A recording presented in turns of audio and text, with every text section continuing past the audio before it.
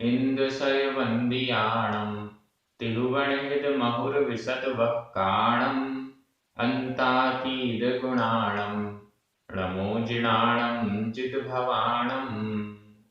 बोलिए श्री खैरात शांतिनाथ भगवान की जय। आचार्य श्री कुंद कुंद स्वामी की जय।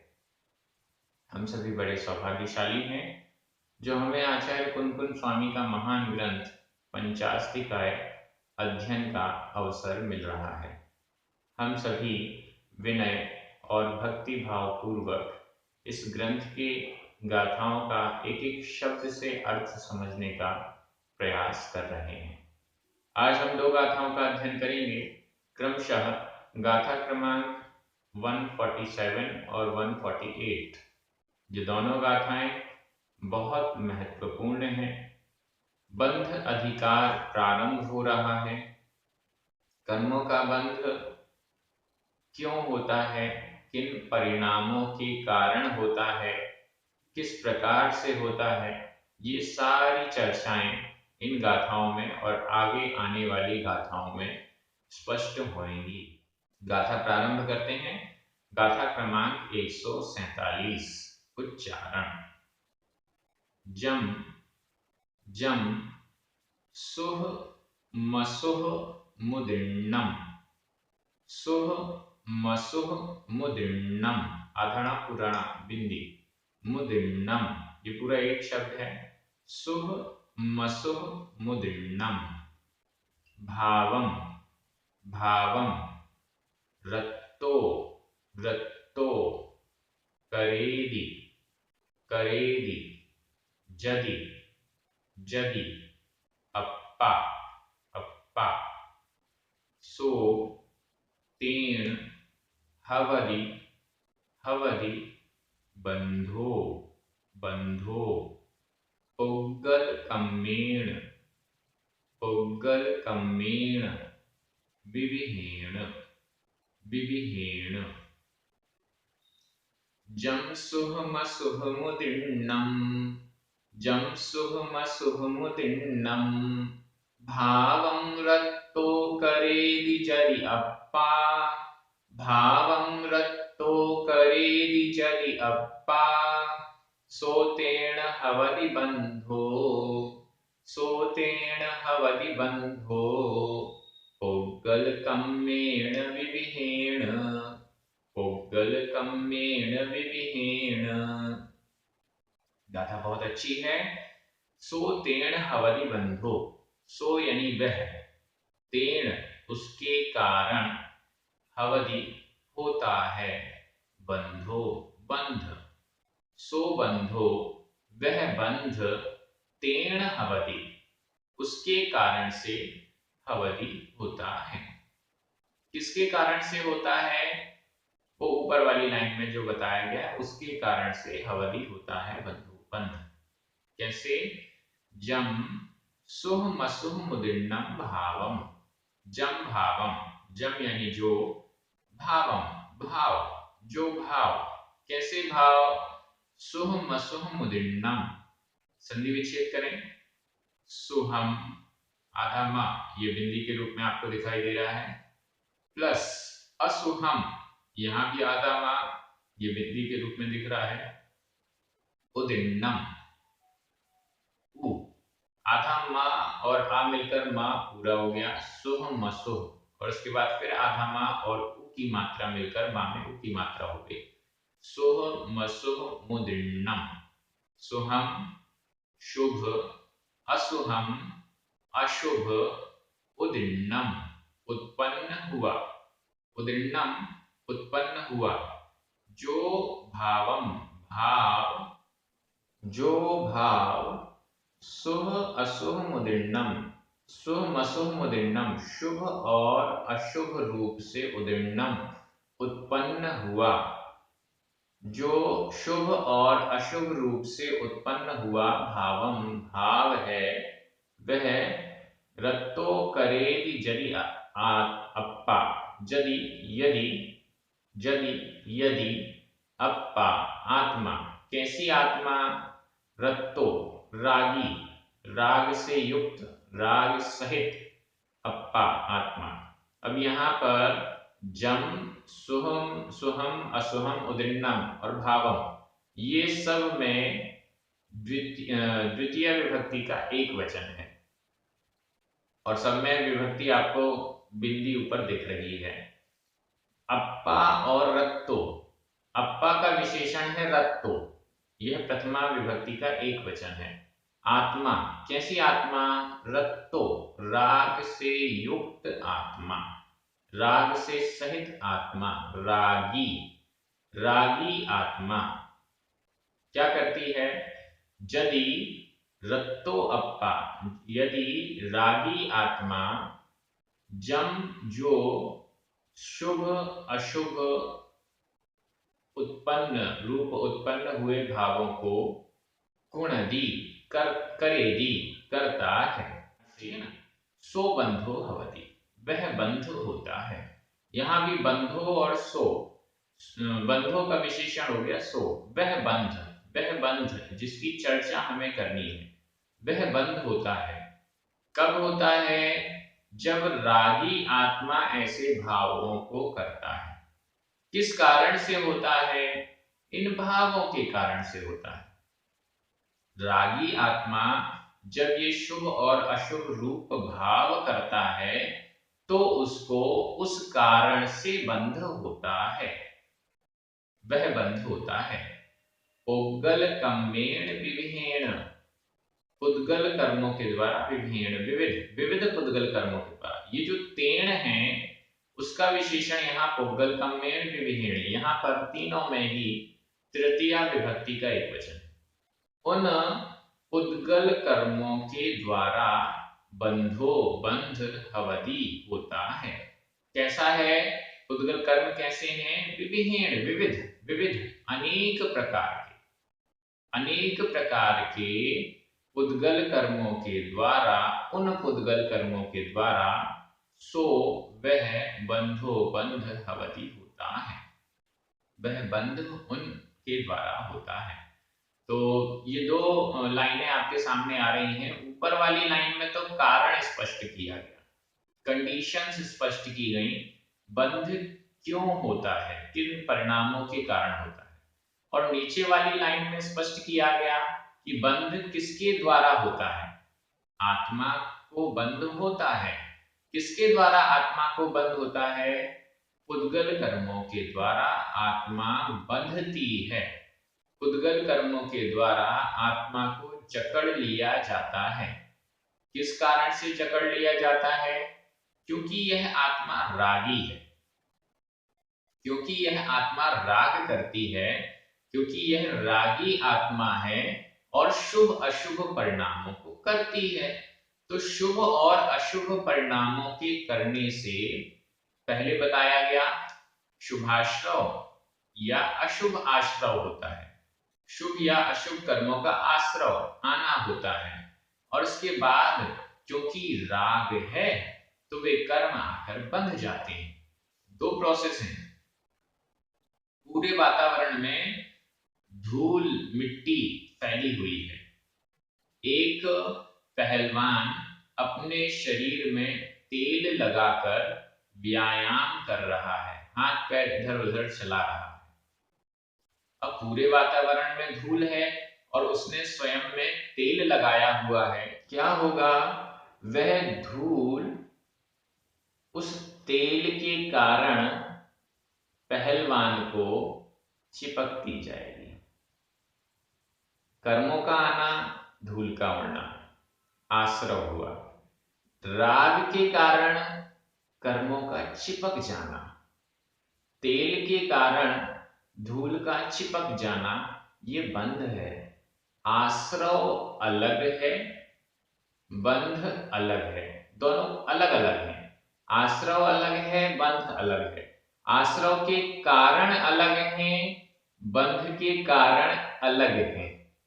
हालांकि हमें ऐसा लगता है कि जो आश्रव के कारण है वो ही अगले समय में बंध के कारण है।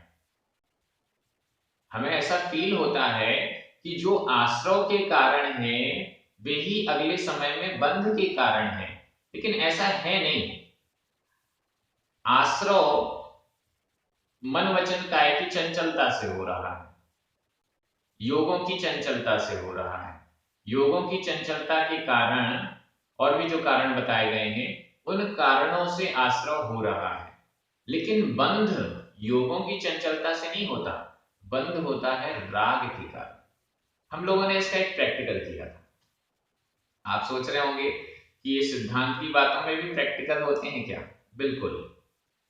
एक बार दो आईने रखे गए, प्रैक्टिकल किया मतलब जैसे साइंस के एग्जीबिशंस लगते हैं वैसे ही हम लोगों ने जैन दर्शन का एक बार एग्जीबिशन लगाया सांगानेर में, और उसमें एक आईना रखा। आप ही घर में कर कर देखिए। दो आईने रखे, दो आईने के सामने एक कटोरी में थोड़ी थोड़ी धूल रखी, एक आईने में तेल, थोड़ा सा तेल लगा दिया और दूसरे आईने में कुछ नहीं लगाया। अब इसके बाद सबसे कहा इन आईने में आप धूल फेंकिए। पहले आईने में जिसमें तेल नहीं लगा था उसमें धूल फेंकी, वो धूल सीधे ऊपर से नीचे गिर गई, उस आईने में चिपक नहीं पाई। जिसमें तेल लगा हुआ था उसमें धूल फेंकी गई तो वह धूल चिपक गई। क्या समझ में आया? हम लोगों ने उसमें समझाया कि देखिए, राग करते हैं, राग रूपी तेल लगा हुआ है तो आत्मा को कर्मों का बंध हो जाता है, धूल चिपक जाती है। और अगर राग नहीं होता है तो धूल नहीं चिपकती। जितना ज्यादा राग होगा, जितना ज्यादा तेल लगा होगा उतनी ज्यादा धूल चिपकेगी। जितना कम राग होगा, जितनी कम तेल लगा होगा उतनी कम धूल चिपकेगी। तो वैसे ही यहां पर है, यहां पर भी बंध की अवस्था में रत्तो, ये शब्द बेहद इंपॉर्टेंट है। जितना ज्यादा हम राग करते हैं, राग रखते हैं, उतना ज्यादा कर्मों का बंध होता है। कर्मों का आना अलग बात है, कर्मों का बंधना अलग बात है। कर्मों का आना आश्रव है और कर्मों का बंधना बंध है। अगर आश्रव और बंध एक होते तो आचार्यों को आश्रव अलग और बंध अलग कहने की कोई जरूरत नहीं थी। अभी इस समय आश्रव हुआ, अगले समय में बंध हुआ, और दोनों सेम कारण से हो रहे हैं, सेम काम हो रहा है, तो उसको अलग अलग कहने की क्या जरूरत है? इसमें हमें बहुत गंभीरता से विचार करना होगा। अक्सर हम हल्के में ले लेते हैं। अब देखिए, ऊपर वाले गुणस्थान में जहां पर ईरियापथ आश्रव होता है वहां पर आश्रव तो है, कर्म आ तो रहा है, लेकिन बंधता नहीं है, तुरंत झड़ जाता है। क्यों? धूल को रोकने वाला कोई नहीं है ना, वहां पर तेल नहीं लगा हुआ है, राग नहीं है। जैसे जैसे ऊपर वीतरागता बढ़ती जाती है, राग घटता जाता है, श्रेणी आरोहण के समय, तो वो जो कर्म बंध के परिणाम है वो घटते चले जाते हैं। स्थिति और अनुभाग कर्मों के बंधने का भी घटता चला जाता है। जब 11वें गुण स्थान या उससे ऊपर पहुंच जाते हैं, राग से रहित हो जाते हैं, तो फिर ईरियापथ आश्रव होता है, सांप्रायिक आश्रव नहीं होता। कर्म बंध को प्राप्त नहीं होता, आया एक समय के अंदर ही लुढ़क के चला गया। सांप्रायिक आश्रम कैसा होता है? जैसे पुराने जमाने की वो खप्पर वाली छतें होती थी जो कि थोड़ी सी टेढ़ी रहती थी, आजकल तो फ्लैट छतें होती हैं। उन टेढ़ी छतों पर जब पानी गिरता है तो कितनी देर रुकता है? गिरा, बह गया, गिरा, बह गया, बस इतनी देर के लिए सांप्रायिक आश्रव हुआ, कर्मों का आना हुआ। अगले समय में निर्जरित, आया गया, आया गया, इस समय आया, अगले समय गया। कितनी देर टिका? अब वैसे तो बिल्कुल नहीं टिका, आया और भाग गया, लेकिन फिर भी कह दो एक समय टिक गया। अब वो एक समय में टिक के क्या कर लेगा, वो तो कुछ नहीं कर पाएगा। तो ये होता है, अगर शरीर में तेल नहीं लगा है तो धूल आकर चली जाती है, चिपकती नहीं है। लेकिन राग है, तेल लगा हुआ है तो धूल चिपक जाती है। बंध का मुख्य कारण राग है। बंध का मुख्य कारण राग है। राग के कारण चिपकता है। फेविकॉल आपने लगा दी है इसलिए चिपक रहा है। फेविकॉल नहीं लगाते तो कुछ नहीं चिपकता, आता चला जाता। राग नहीं करते तो बंध नहीं होता। ऐसा हमें समझना चाहिए। इस गाथा में एकदम स्पष्ट किया गया है, रत्तो रागी जीव कर्मों को बांधता है। आचार्य कुंकुन स्वामी ने और भी अनेक स्थलों पर इस बात को स्पष्ट किया है। कई गाथाएं एकदम स्पष्ट की हैं, रत्तो बंध निकम्मम मुंचति जीवो विराग संपन्न इत्यादि। रागी जीव कर्म को बांधता है और विरागी कर्म को छोड़ता है। क्यों बार बार कहा जाता है कि राग को कम करो, वीतरागता की ओर आगे बढ़ो, वैराग्य को धारण करो? क्यों? कर्मों से बचना है तो वैराग्य को धारण करना ही होगा, राग को घटाना ही होगा। ऐसा हमें समझना चाहिए। गाथा बहुत अच्छी है और इसी बात को हमें समझना होगा। यहाँ पर व्याकरण की दृष्टि से मैं देख रहा हूं, जम, सुहम, असुहम, उदिन्नम, भावम, इन सब में द्वितीया विभक्ति का एक वचन है। रत्तो, अप्पा, सो, बंधो, इन सब में प्रथमा विभक्ति का एक वचन है। तेण, पुग्गल, कम्मेण, विविहेण, तृतीया विभक्ति का एक वचन है। करेदी और हवदी, करता है, होता है, ये वर्तमान काल अन्य पुरुष एक वचन का क्रिया रूप है। इसमें उदिन्नम यह भूतकालिक कृदंत का अनियमित प्रयोग है। एक बार हिंदी में मैं अर्थ कर रहा हूं, आपकी नजर प्राकृत के शब्दों पर जाएगी।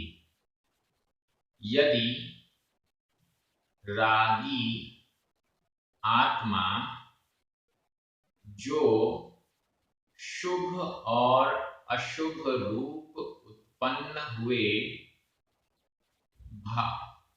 भाव को करता है तो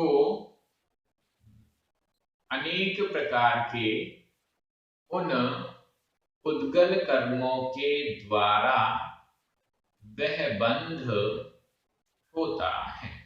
एकदम सिंपल। और आगे इसको स्पष्ट किया जा रहा है अगली गाथा में, गाथा क्रमांक 148। उच्चारण।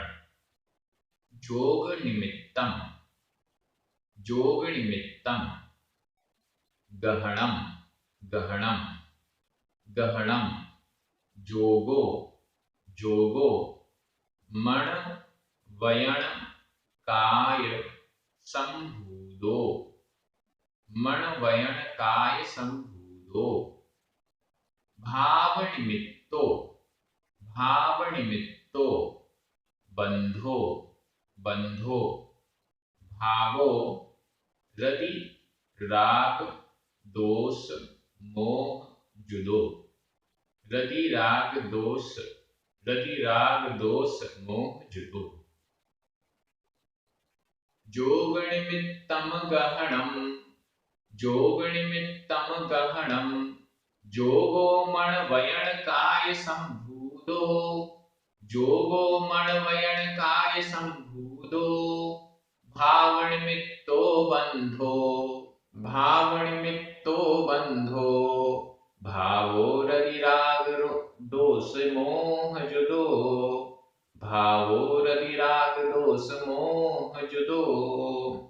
बहुत सरल और स्पष्ट गाथा है। जो हमने चर्चा ऊपर की आश्रव और बंध की, उसको यहाँ पर देखिए।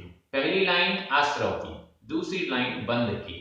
आश्रव और बंध को कितने स्पष्ट रूप से समझाया जा रहा है। आश्रव का कारण क्या और बंध का कारण क्या, आश्रव क्यों हो रहा है और बंध क्यों हो रहा है। देखिएगा, जोग निमित्तम गहणम, गहणम ग्रहण, कर्मों का ग्रहण, और नीचे है बंधो, कर्मों का बंध। कर्मों का ग्रहण मतलब कर्मों का आना, आश्रव। ये क्यों हो रहा है? जोग निमित्तम, योग के निमित्त से।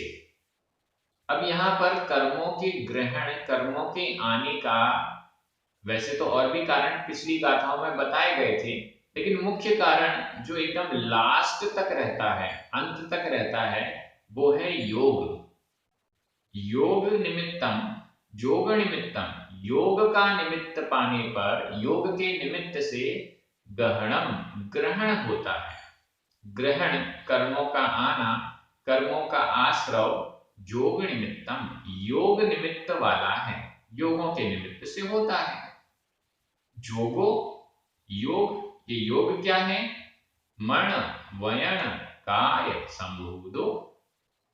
सिंपल है, कितनी सरल गाथाएं हैं। हम कहते हैं आचार्य कुंद स्वामी की बातें समझ में नहीं आती, लेकिन शब्द तो इतने सरल उपयोग में किए जाते हैं, समझ में क्यों नहीं आती? समझ में तो आती है, लेकिन हमारी जो पूर्वाग्रह हैं वो हमें समझने नहीं देते। हमारे अंदर जो गलत धारणाएं अनादिकाल से भ्रम बैठे हुए हैं हमारे दिमाग में, वो हमें समझने नहीं देते। आचार्य कुंद स्वामी तो बहुत अच्छे से समझा रहे हैं, एकदम स्पष्ट क्लियर कर रहे हैं। जो प्राकृत भाषा सीख चुके हैं उनको तो आचार्य कुंद स्वामी की भाषा हिंदी जैसी एकदम सरल और मीठी लगती होगी। जोगो मण वयण काय संभूतो, जोगो योग, योग कैसा है? मण, वयण, काय, संभूतो, संभूत, उत्पन्न, किससे उत्पन्न है?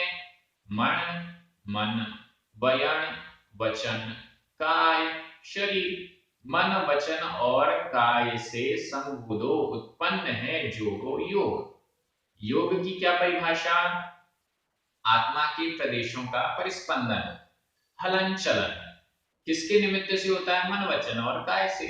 मन, वचन और काय के निमित्त से होने वाला आत्म प्रदेशों का जो परिस्पंदन है, हलन चलन है, उसको योग कहते हैं। अब वो पहलवान को भी साथ में ले आइए।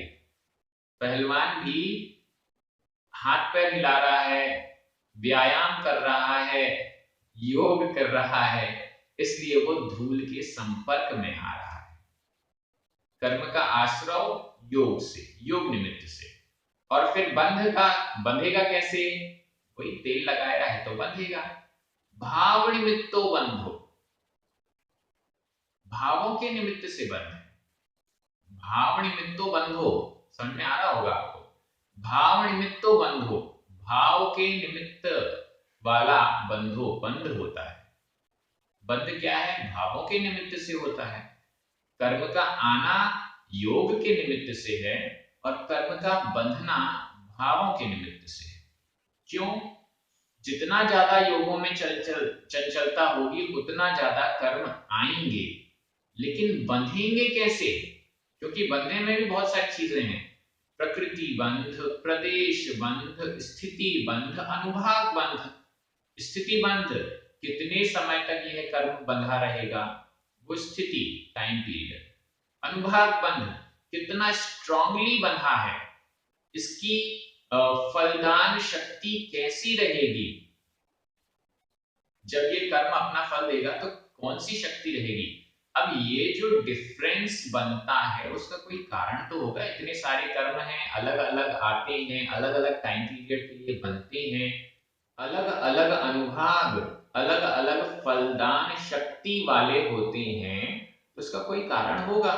जब हम बहुत तेज राग द्वेष करते हैं तो बहुत ज्यादा कर्म लंबे समय के लिए बनता है और उसकी फलदान शक्ति भी ऐसी रहती है कि जब फल मिलता है तो भोगना ही पड़ता है, कुछ कर नहीं पाते हैं।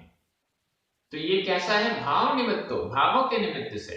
भावों में जैसा उतार चढ़ाव है, भावों में जैसा ऊपर नीचे है, भावों में जितनी ज्यादा कलुषता है, जितनी ज्यादा निर्मलता है, उसके अकॉर्डिंग कर्म का स्थिति बंध, अनुभाग बंध, प्रकृति प्रदेश बंध इत्यादि, ये 4 प्रकार का जो बंध है वो इन भावों के निमित्त से अलग अलग डिफरेंस को प्राप्त होता है। ऊपर नीचे बहुत सारे कर्मों के प्रकार भी इतने सारे हैं, अलग अलग भावों के करने से अलग अलग कर्म का बंध भी होता है। ये सारी चीजें इसमें हमें समझने के लिए भाव निमित्तो बंधो, भाव के निमित्त से बंध होता है। अब वो भाव कौन से हैं? स्टाइल कितनी अच्छी है। योगों के निमित्त से ग्रहण, आश्रय होता है। योग कौन सा है? ये है। भावों के निमित्त से बंद होता है भाव कौन से, क्योंकि भाव तो हमेशा कोई ना कोई हम करते रहते हैं, अच्छे भी बुरे भी, और जो मुनि महाराज हैं वो तो शुद्ध भाव करते हैं। तो कौन से भावों से बंद होता है? भावो रति राग दोष मोह जुदो युक्त। कैसे भाव? रति राग द्वेष और मोह से युक्त भाव, ऐसे भाव बंद कराते हैं जो कि रति यानी रति अरति जो पूरी मोहिनी कर्म को आप पूरा ले लीजिए, उस पूरे मोहिनी कर्म में जो नौ कषाय हैं उनमें से एक है रति। रति के कारण मुझे चीजें पसंद है, ये चीज पसंद है। अब जो चीज पसंद है उससे हम चिपक जाते हैं। किसी दुकान के सामने से गए, ये चीज अच्छी लगी, अब जब भी हम उस दुकान के बाहर से निकलेंगे देखेंगे वो चीज है कि नहीं, और या फिर उसको लेने का प्रयास करेंगे। रति ये हमें चिपका लेती है। राग, राग भी हमें चिपका लेता है। द्वेष भी, जिससे दुश्मनी हो जाए वो भी। तो रति राग द्वेष और मोह, मोह से यहाँ तात्पर्य दर्शन मोहिनी है। इसको एक बार फिर मैं स्पष्ट कर रहा हूं, और आचार्यों ने, आचार्य जयसेन स्वामी ने टीका में भी इसको स्पष्ट किया है। जहां पर भी मोह राग द्वेष ये तीनों लिखा हो तो मोह को तो मिथ्या दर्शन में लीजिए, राग और द्वेष को चारित्र मोहिनी में लीजिए। ऐसा इस दृष्टि से यहाँ पर सब कुछ कह दिया, हालांकि ज्यादा डिटेल्स कर दी गई है। रति को भी शब्द साथ में ले लिया गया है। अगर राग द्वेष मोह अकेला भी कह देते तो भी काम चल जाता। जुदो यानी युक्त, इनसे युक्त जो भाव हैं वो बंध के निमित्त है। अब इसको ऐसे भी हम समझ लें, ये जो शुभ और अशुभ परिणाम हैं ये बहिरंग निमित्त हैं, और अंतरंग निमित्त इसमें से है राग। जब हम बंध के चार भेद करते हैं, प्रकृति स्थिति अनुभाव और प्रदेश, तो उसमें प्रकृति बंध और प्रदेश बंध में निमित्त बताया जाता है योग। गाथा भी आती है द्रव्य संग्रह में, जोगा पयड़ी पदेशा ठिति अनुभागा कसाय दो। जोगा योग से स्थिति, योग से प्रदेश बंध और प्रकृति बंध, कषाय से स्थिति बंध और अनुभाग बंध। यहाँ कषाय को ही राग द्वेष और नो कषाय रति आदि भी ले लिया है, साथ में मिथ्यात्व को भी जोड़ लिया, तो ये सब इसको मिला लिया गया। अब यहाँ पर मेन जो कारण है वो तो है राग, राग के कारण बंध है, और बाकी जो कारण बताए गए हैं वो बहिरंग निमित्त के रूप में बताए गए हैं। मुख्य कारण जो अंतरंग निमित्त है जिससे बंद होता है वो है राग, और बहिरंग निमित्त बहुत सारे हैं। ज्ञानावर्णी के बहुत सारे कारण बताए गए, आश्रव के, दर्शनावर्णी के अलग अलग बताए गए। ऐसे करके जो सिद्धांत ग्रंथ है वहां पर अलग अलग बहुत सारे कारणों का उल्लेख किया गया है। इसके आगे भी बंध की चर्चा अगली गाथा में भी आ रही है, वहां पर और कुछ समझने का प्रयास करेंगे। कुछ कुछ बातें तो समझ में आ रही हैं, अब कितना हम उसको फॉलो कर पाते हैं और कितना ग्रहण कर पाते हैं ये अलग बात है। यहाँ पर व्याकरण की दृष्टि से देखें, जोग निमित्तम गहनम, सब जगह प्रथमा विभक्ति अब मैं नहीं बताऊंगा आपको। संभूदो यह भूतकालिक कृदंत का अनियमित प्रयोग है। इसके अलावा जुदो यह भी भूतकालिक कृदंत का अनियमित प्रयोग है। बाकी सब जगह मुझे तो प्रथमा विभक्ति ही दिखाई दे रही है। भाव निमित्तो, बंधो, भावो, दधि राग दोष मोह जुदो, सब जगह। तो इस दृष्टि से गाथा में व्याकरण की तो कोई खास, एकदम सरल सरल है। योग के निमित्त से ग्रहण यानी आश्रव, योग क्या है? मन वचन और काय से उत्पन्न हुआ योग है। भाव के निमित्त से बंध, और वह भाव कौन से हैं? रति राग द्वेष और मोह से युक्त। इस प्रकार से इन दोनों गाथाओं का अर्थ बहुत अच्छे से आपको समझ में आ गया होगा। और बहुत कुछ चिंतन हमें बंध के विषय में करना है, क्योंकि ये ही मोक्ष का विपरीत है, मोक्ष का उल्टा है। मोक्ष को नहीं पहुंचाने वाला बंध है, मोक्ष से रोकने वाला हमें वो बंध है। तो बंध और मोक्ष इसकी जोड़ी बनी, आश्रव और निर्जरा इसकी जोड़ी बनी। आचार्य कुंद स्वामी ने आश्रव और संवर की जोड़ी बनी। आश्रव और संवर को एक साथ पहले बता दिया, फिर निर्जरा को बता दिया। अब मोक्ष का नंबर आता है, लेकिन मोक्ष का विपरीत विपक्षी है बंध, इसलिए पहले बंध और इसके बाद फिर मोक्ष का वर्णन आएगा। तो इस दृष्टि से ये थोड़ा सा क्रम चेंज किया जाता है, लेकिन इससे समझ में बहुत अच्छा आएगा, क्योंकि आश्रव और संवर को साथ में लेके समझा तो समझ में आ गया। ऐसे ही बंध और मोक्ष को साथ में लेकर समझेंगे तो समझ में आएगा। राग के कारण बंध होता है और राग रहित होने से बंध नहीं होता, मोक्ष होता है, एकदम क्लियर हो जाता है। इस दृष्टि से आप सभी बहुत अच्छे से समझ रहे हैं, विनय भक्ति भाव पूर्वक, और जैसा हमें स्वाध्याय करना चाहिए विनय पूर्वक वैसा हम कर रहे हैं। जिन पुण्यार्जनों के निमित्त से ये कार्य YouTube पर और प्राकृत ऐप पर परमानेंट हो रहे हैं, उनको बहुत बहुत धन्यवाद।